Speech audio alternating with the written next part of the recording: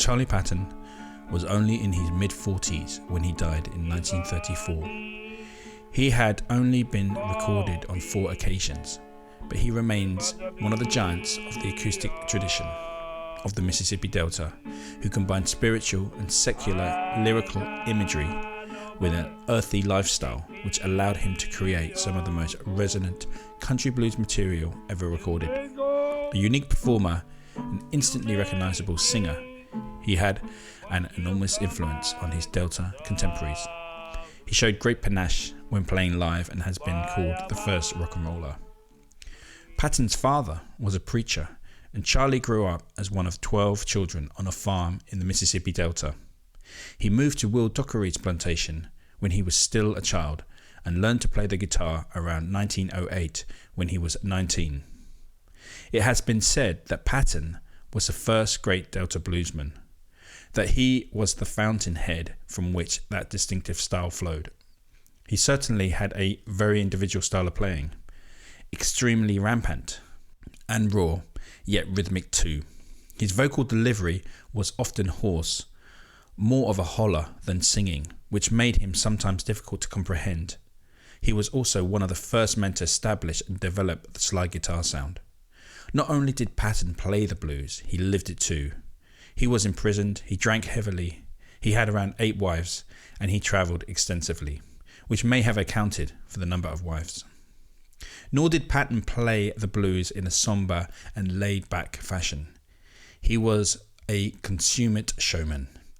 He would often play his guitar behind his neck and between his legs. He learned from one of the earliest Delta bluesmen, Henry Sloan, but exactly what he learned isn't certain, as Sloan never recorded.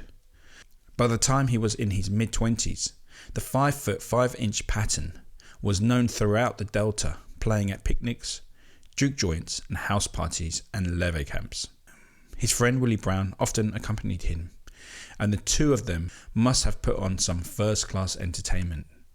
Despite his size, Patton had a big voice, which could carry more than 500 yards when he performed outdoors.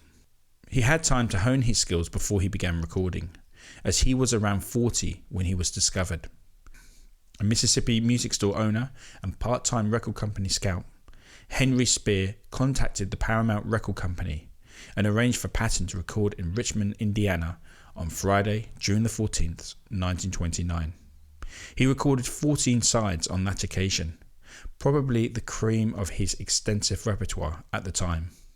The first record that Paramount released was Pony Blues, coupled with Banty Rooster Blues, and it established Patton's reputation.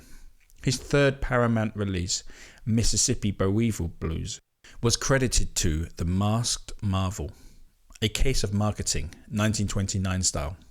What we know is that it was Patton who originally wrote to Spear asking if he could arrange for him to record. About 3 months later, Patton once again headed north, this time to Grafton, Wisconsin. There he recorded another 22 sides for Paramount, this time accompanied by Henry Son Sims on fiddle. At his third recording session in 1930, Willie Brown accompanied him, blues pianist Louis Johnson and Son House took the trip to keep them company. With the onset of the Depression, Patton's recording career took a downturn, like most blues performers of the era. He did not record again until 1934, when over a 3-day period he recorded around 25 more sides.